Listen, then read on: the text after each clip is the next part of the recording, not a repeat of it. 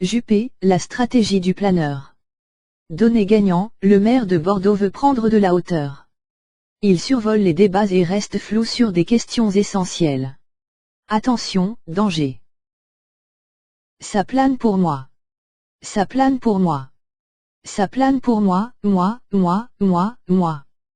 Peut-être apprendra Théon un jour qu'Alain Juppé adore chanter sous sa douche. Si tel est le cas, depuis quelques semaines, il entonnerait ce célèbre refrain de Plastique Bertrand sorti en décembre 1977. Le maire de Bordeaux est confortablement assis dans un avion dont il a coupé le moteur et qui est mu par un courant d'air chaud ascensionnel. Ce vent porteur, celui des médias, des sachants et du parisianisme, peut l'emmener sans encombre jusqu'à la ligne d'arrivée du second tour de la primaire de la droite et du centre. Mais si, d'aventure, la carlingue devait être secouée par un air plus frais et qu'il fallait rallumer le moteur ou battre des ailes, le pilote pourrait se trouver fort démuni. Lors des 2 premiers débats qui ont opposé les 7 candidats à la primaire, Alain Juppé a fait preuve de hauteur, ne se donnant presque pas la peine de répondre à ses adversaires et prenant surtout bien garde de ne pas les citer. Ce n'est qu'à l'instant d'évoquer le « Cabairo » qu'il a mouillé la chemise sans d'ailleurs éclairer la lanterne des téléspectateurs. On ne sait pas très bien le sort qui sera réservé au président du MoDem, pas plus que la place qui sera accordée à ses idées. Une chose semble acquise, il ne devrait pas rester longtemps maire de Pau et seulement maire de Pau. Rien sur la politique des quartiers. Cette hauteur de vue ne présente pas que des avantages à quelques jours du vote et tandis que grandit la curiosité des potentiels électeurs pour les programmes des impétrants. On retire du deuxième débat que la politique des quartiers n'occupe pas une ligne dans celui de Juppé et que le concept des « identités heureuses » reste évasif.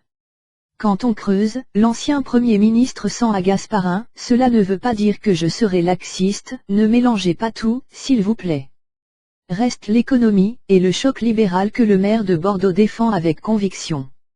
Oui, mais celui-ci ne sera appliqué que si l'état des finances publiques le permet. Sinon, il faudra faire autre chose et être prudent. On comprend que la politique sera alors peu différente de celle actuellement menée par François Hollande et son gouvernement. Faut-il craindre qu'un énarque de centre-droit fasse une politique semblable à celle d'un énarque de centre-gauche en utilisant sans doute les mêmes leviers et en s'entourant des mêmes conseillers? En tout cas, il faut le savoir. Ici et là commencent à fleurir les articles qui remémorent la folle et traumatique grève de décembre 1995 qui a paralysé la France. En octobre 2015, Le Point s'était penché sur ces semaines qui avaient plombé la France, finalement, le premier mandat de Jacques Chirac. Le Premier ministre de l'époque avait fait preuve d'un curieux mélange de rigidité, d'aveuglement, de confiance dans le bien-fondé de ses réformes, de crainte d'être lâché par l'Élysée, de cynisme, et finalement de soulagement de passer à autre chose et de se sortir de ce guêpier. Rassurant. Inquiétant.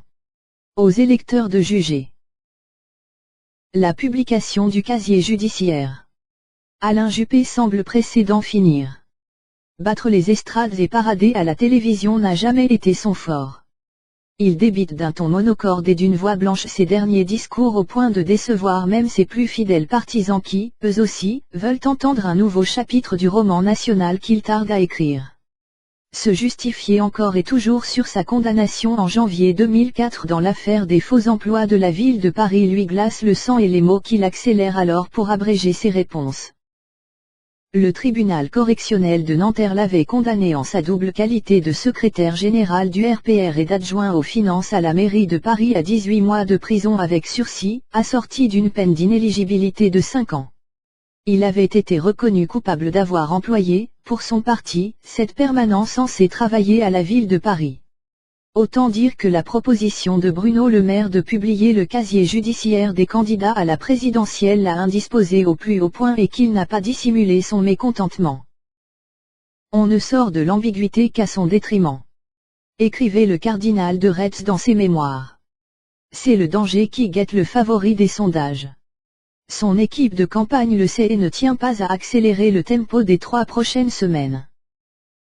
Quelques brefs et encadrés passages médiatiques, ce dimanche aux 20h de TF1, des déplacements sur mesure hier en Corrèze, aux côtés de Claude Chirac, qui lui apporte un soutien sans surprise, ou la semaine prochaine dans sa bonne ville de Bordeaux et des cierges à la cathédrale Saint-André de Bordeaux en psalmodiant la phrase craintive employée par Letizia Bonaparte à propos des victoires de son fils, pourvu que ça dure.